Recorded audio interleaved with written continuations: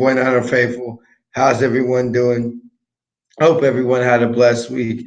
Thanks everyone for joining me for today's episode of Niner Faithful Radio, where we're going to go ahead and break down Niners manhandling of the Los Angeles soft sweet potatoes, or as everybody else likes to say, yams. Before we get started today, quick reminder, you can find this show as a podcast on Apple Podcasts, Spotify, Google Play Music, Google Podcasts, Stitcher, Spreaker, Blueberry, TuneIn, or Castbox. And while you're there, please rate, review, and subscribe. It really helps out the show. If you're also watching on YouTube, you can go ahead and subscribe, hit that bell notification so you make sure you don't miss a single video, and go ahead and give that video a thumbs up and give us a comment, let you know what you thought about the show. Also, you can visit NinerFaithfulRadio.com to read all our blogs from Nothing But Niners, Sports League, get the show notes for all episodes, listen to all our interviews with former Niners, and see all our advertising packages and sponsorship packages as well. So, the Niners are 5-0 for the first time since October 14th, 1990. I was 4 years old, little baby running around. I don't think I was in diapers. I might have been in diapers. I don't know. I have to ask my mama when I was potty trained. But as you see, my voice hasn't fully recovered because, I'm going to go hard with my team is 4-0. And, okay, I thought I misplaced my Gatorade. What's up, Jason? How you doing? Thanks for joining us today, bro. So let me go ahead and send out a message to the fam. Let them know we are live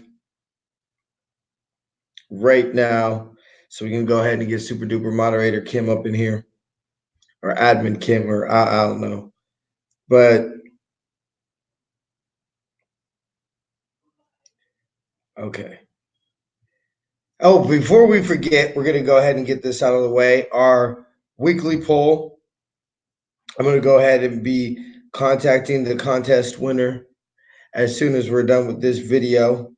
But the question was, who was our MVP on Monday Night Football? Nick Bosa or Matt Breida?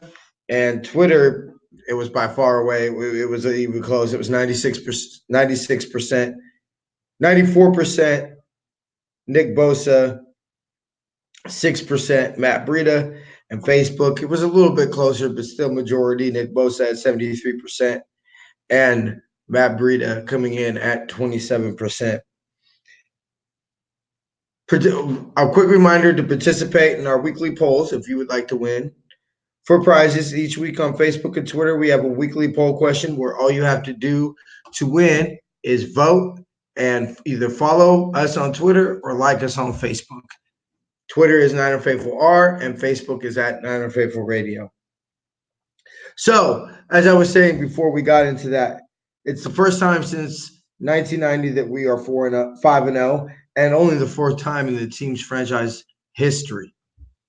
So we're going ahead and making a little bit of a statement, if you will. The last time we did it before then. Hey, Kim, how you doing? Thank you for joining us. Everybody say hello to super duper moderator Kim. Also, before we get too farther in the show, special prayers to everybody who is affected by the fires out here in California. Our thoughts and prayers are with you. It's a horrible, horrible thing that's going on, but I want to make sure that let everybody know, all the fam, that you are in our thoughts and prayers, of course. But surprisingly, it only happened in one Super Bowl year that I was able to find. If somebody wants to go ahead and correct me on that, then go ahead. But 1984 was the only time that we were 5-0 and won the Super Bowl. So that, and some would believe that that would be the best Niner team out of all of them. Not only to win a Super Bowl, but favorite the best team in franchise history. But okay, so this game starts out with our defense. I mean, what can you say? I said it yesterday on the State of Niner History or on a live video I did on Facebook. But this is a championship caliber defense. I mean, just listen to first. We're going to get in the pass rush. We pressured Jared Goff on 13 of 28 dropbacks, so almost half. That's 46.6%. Goff was 2 of 9 for 17 yards and 4 sacks while under pressure. The Yams were 0 and 9 on third down, 0 and 4 on fourth time. It was the first time without a third. The D did not allow a third or fourth down conversion since October of 1988 at LA Yams. So we're pretty much floating. I mean, I don't know the exact date, but we're pretty close to 31 years. So it had been pretty much 31 years since that had happened. They, of course, as we all know, stopped the Yams on third and fourth and goal, both times being from inside the one. I mean, that was reminiscent of. Obviously, I don't, I didn't watch it live, but that's reminiscent of the drive or the stop in '81 or the '82 Super Bowl, '81 season. That is definitely something that. Oh, of course, everybody and their mama is just blowing my phone up, but that was very reminiscent. Button stop. It was amazing. Obviously, not as high of stakes there, but still, that was crazy. We only allowed one passing first down all game. We held them to 10 first downs total. Their total offense output was 165 yards. That was the fewest the D had allowed since the Bears in 2017. Jimmy G. Cool's first start as a Niner. And the 56 yards passing allowed or net passing allowed was the lowest since 2010 at the St. Louis Yams. Exactly. Kim said it best right now. The defense is still doing great. I mean, the defense is pretty much, I would say, 85 to 80% of the reason why we're undefeated. So we can't. I mean, the defense is playing even to beyond my expectations. The 3-point yard, 1 yards allowed per play was the lowest in Yams history. Now, okay, so that's both LA Yams and St. Louis Yams. Now let me tell you all this. This team started playing football the same year we did in 1946. That's the lowest yards per play that they had in 73 seasons of football. That is insane. I don't even know what to say. And this isn't like a team that we don't play all the time. We've literally played this team twice a year since 1950. At least, as we know, we have played them in the playoffs before. But so this is probably, I would dare say, the team that we've played the most in our franchise history. I would have to really go back to confirm that. But if I had to go off of the top of my head and put money down on it right now, Show's famous saying, gun to my head, yeah, I would say that they're the team we played the most. And so, yeah, that's crazy. Okay, we have 17 sacks on the season over a 16 game season. That's slightly under 54 and a half sacks at 54.4 sacks. So we'll just go ahead and round it down and say 54 sacks. I'll take that all day, every day. My birthday twin, number 55, D Ford, at 1.5 sacks, 3 hurries, and a forced fumble in 19 pass rush snaps. He is the second highest graded pass rusher with at least 70 pass rushing snaps in the NFL with 11.2 pass rush production, right above or right below his teammate Nick Bosa. So we have the two top rated productive edge rushers in the NFL, y'all. And his 1.5 sacks today puts him at 11.2 over a season and 6.4 forced fumbles. So let me go ahead and see in the comments right now for those who are watching, and of course those are live, and of course those who are watching the videos right now. If I told you at the beginning of the season, D Ford would force 6 forced fumbles and have 11 sacks, would you take that? I would take that. I put him at 10. So I would take 11 sacks from Nick Bosa or from D Ford right now, all day, every day, and 6 forced fumbles. Ooh, that's insane. Jimmy Ward, big shout out to Jimmy Ward. The much maligned Jimmy Ward came up with 2 huge pass breakups. The last one clinched the game for us. I mean, round of applause, Jimmy Ward. I think that a lot of people didn't realize that Jimmy Ward, when on the field, has been talented, and has played well. The problem, of course, throughout his career, it's much documented that it has been his ability to stay healthy. Now, for myself, on one hand, am a Jimmy Ward fan. I did go on the record and say, you know what, just some people's bodies aren't meant to play football, and maybe that's just you, brother. Maybe you're just not meant to play football. But we'll see. Definitely, yeah, exactly. It's just and the thing about it that made me concerned, Jason, was that to go ahead and read his comment. Ward, when healthy, was always a beast. Dude just has been unlucky with his injuries. Of course, it's broken bones. So it's not a lot of hamstrings. It's not a lot of issues where he's out of shape or things like that. I mean, maybe those things happen in camp, but a lot of those times, those things happen in camp to people. It's broken bones, and that's just kind of where it was just like, okay, bro, like you can't be mad that somebody's arm snaps, or their shoulder breaks, or their collarbone breaks, or their pinky finger breaks. I mean, bones are fragile things. But that's what made me think, like, maybe just football isn't meant for you, bro. Maybe you didn't drink enough milk as a kid. I don't know. But it's good to see him balling out. He has definitely been an improvement over Travarius Moore.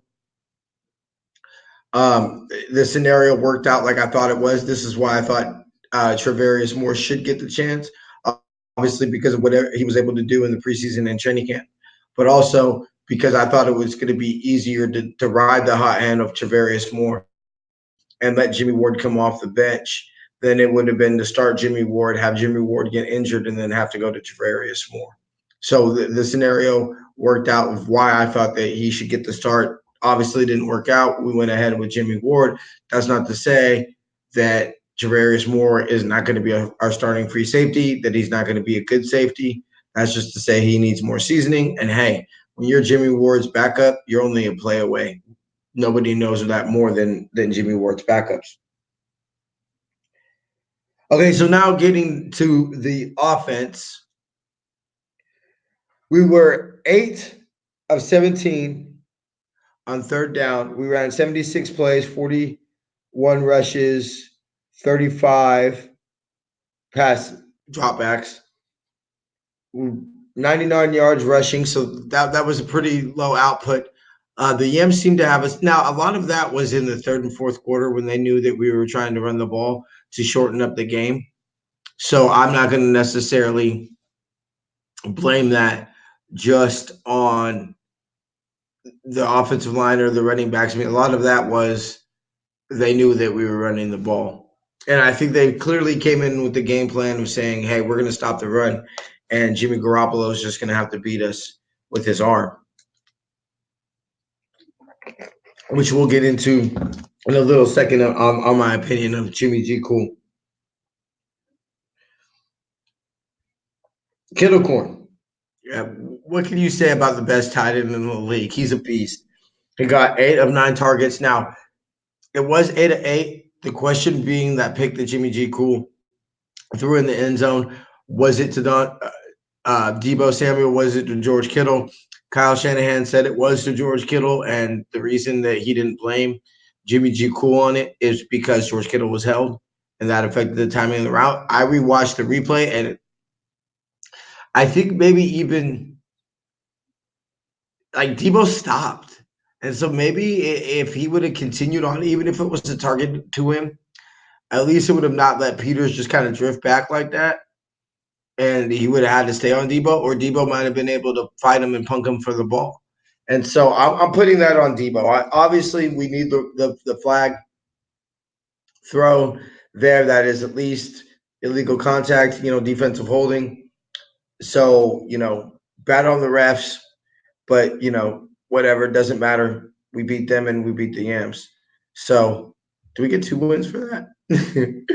But I'm putting on Deebo. Don't stop, bro. You got to continue running. You never know what's going to happen. Obviously, it looks horrible. I'm going to go with the head coach said and say that it was targeted for Kettle Corn, who obviously Jimmy has continued his chemistry with him, which is great to see. But a little more notes on him. He has had 103 yards, 67 yak, and so it's funny when you break this down. He had more overall yards than the Yams with 72.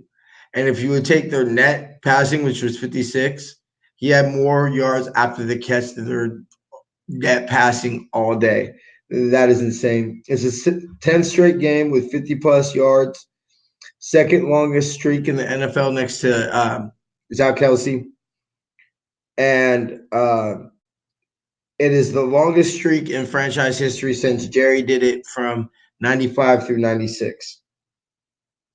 All right, now getting on to the man of the hour, number 10, Jimmy G. Cool. Let us all sing.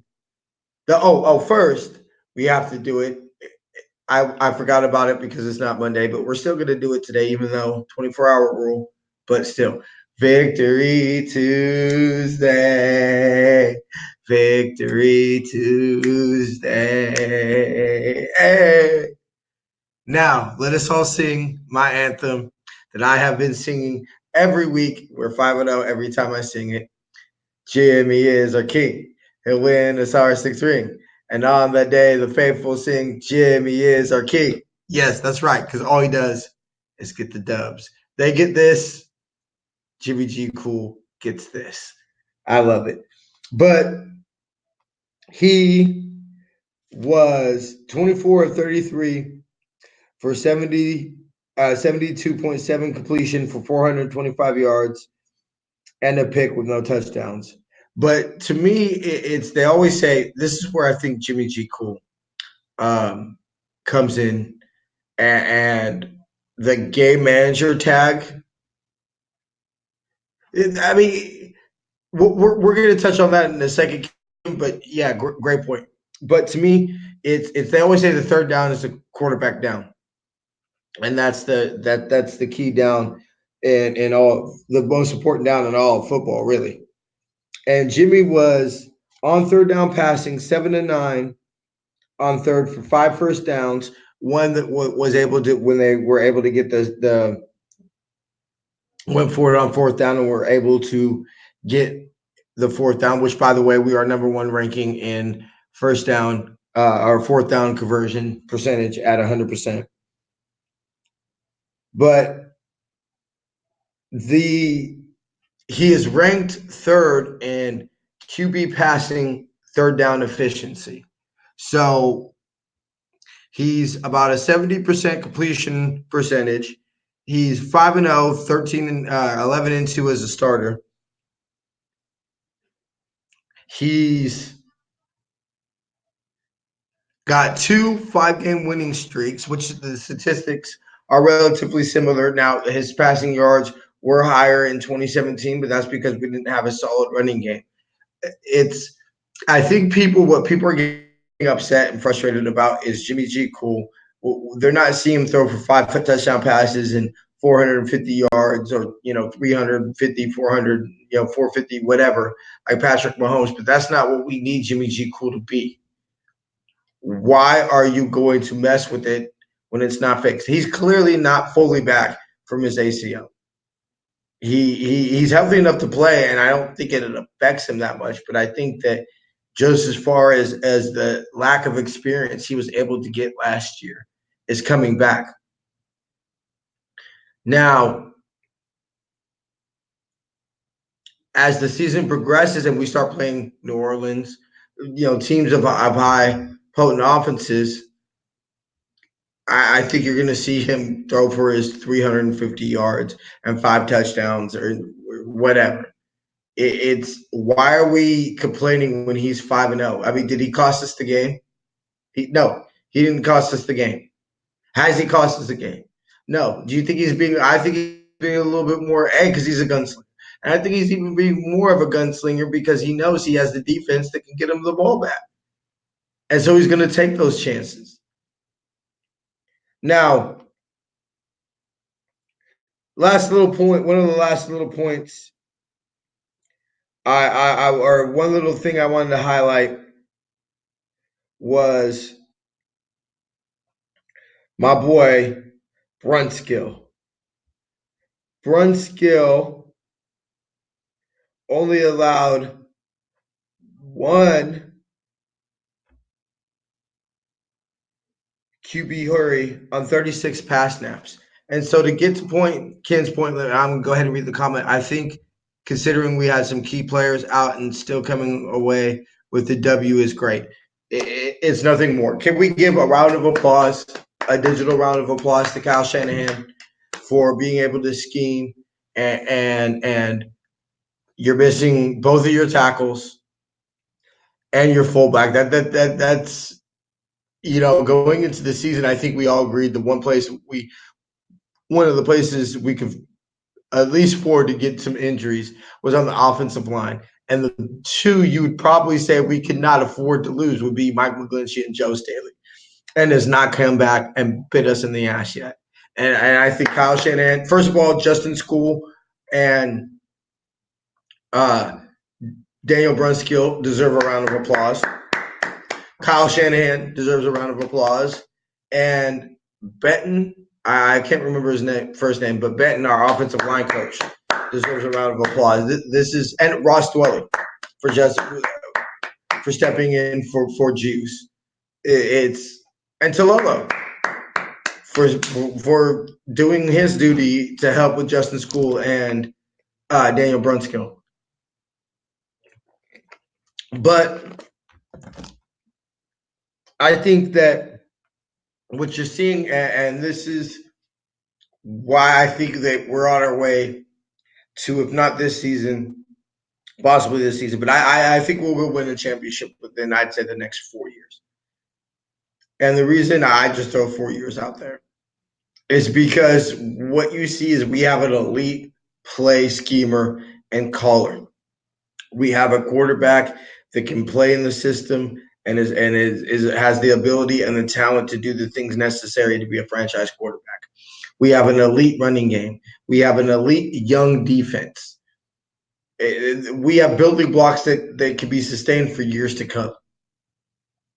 And I think that what's really going to really benefit us is having Nick Bosa on a rookie contract for the next 4 seasons. And so everybody says, "Oh, Dee Ford's so expensive. Dee Ford's so expensive." Yeah, and I think that might cause some issues when it comes to Kettle Corn and Defoe. And let's not forget Fred Warner will be up after next season. So he might have another year after that. So there are going to be some issues. I don't necessarily think that maybe Dee Ford lives out his whole contract as a Niner, but that's off-season talk. Let's just enjoy the fact we got the 2 best edge rushers in the league. Before we get out of here today, I want to just go ahead and Kyle Shanahan had his weekly press conference, his wrap up slash look forward, kind of press conference. And so coming out from Shanahan on Monday, DJ Jones suffered a hamstring, and Deebo Samuel is dealing with a groin strain following Sunday's game. They're both considered day to day and are questionable heading into week 7. Richard Sherman left Sunday's game briefly with a stinger, but the coach doesn't see anything as far as setbacks leading up to Sunday, so he's expected to be fine. K'Waun Williams left with a hand injury, but is expected to be good to go and practice this week. Witherspoon, according to Shanahan, is ahead of schedule, but the 49ers are eyeing bringing him back against the Panthers, so not this coming up week, but next week. And Joe Staley is looking to be week 9. That's what Shanahan said. His hope is that he'll be available for week 9. And there is no updated timetable on Mike McGlinchey or Kyle Juszczyk. And before we get out of here, I want to do one more thing. I want to give the Kettle Corn MVP of the Week award to Mr. Robert Saleh. Yeah, I went on my boy Chris's show, the Fifth Down Sports Show, and I thought Saleh was fired. And I thought there was no possible way that we could keep him after last season. It wasn't necessarily the scheme I had issues with. I knew that we didn't necessarily have the talent, at least the pass rush, necessary to get things done. But it was the lack of communication. To me, that was a coaching issue. And so I thought there was no way they could come back and bring him back.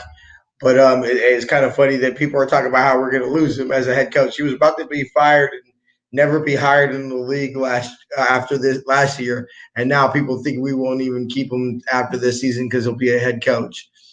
But to me, the way he made adjustments necessary on the fly like that, and the ability to shut down the Yams the way that he did, I mean, that deserves a round of applause, a tip of my cap, and congratulations, Mr. Robert Saleh.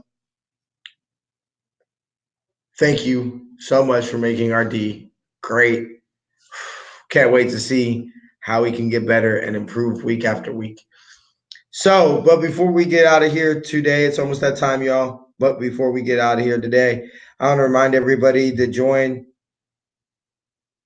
our Patreon rewards program for as little as $1 a month. You can get special perks like 10% off of Niner Faithful Radio shop, an invite to join me on a segment of Niner Faithful Radio, and much more. Go ahead and visit patreon.com/Niner Faithful Radio. Go to SeatGiant.com, use the promo code Niner Faithful Radio to save on all theater, concert, and sporting event ticket purchases, as well as help out that show. That website again is SeatGiant.com, and the promo code is Niner Faithful Radio. Niner Faithful Radio is trying to get monetized. So to help out with that, we've decided to let one lucky subscriber not only win a ticket to a Niner game, but an invite to the best tailgate in the league, Empire Row, and also get a ticket to go see the new TL statue at the Niner Museum. All you have to do to be a winner is be a subscriber, and the winner will be announced the first video after we reach 1,200 subscribers and 4,200 watch minutes. To all you NFL loving fans out there who don't want to follow a page, where your page administrators are all on your Facebook feed dancing and showing their man boobies, go ahead and join NFL Savage Zone. Go on Facebook, hit the search button, type in NFL Savage Zone, and hit that like button. Go ahead and shop Niner Faithful Radio Shop for efficiently licensed gear from NFLshop.com, 49ershop.com, Fidax.com, Target.com, eBay, and much more. Visit NinerFaithfulRadio.com/shop or like us on Facebook, Twitter, or Instagram. Thank you so much, everybody, for tuning in today. I shall see y'all next week, or I shall see y'all on Saturday for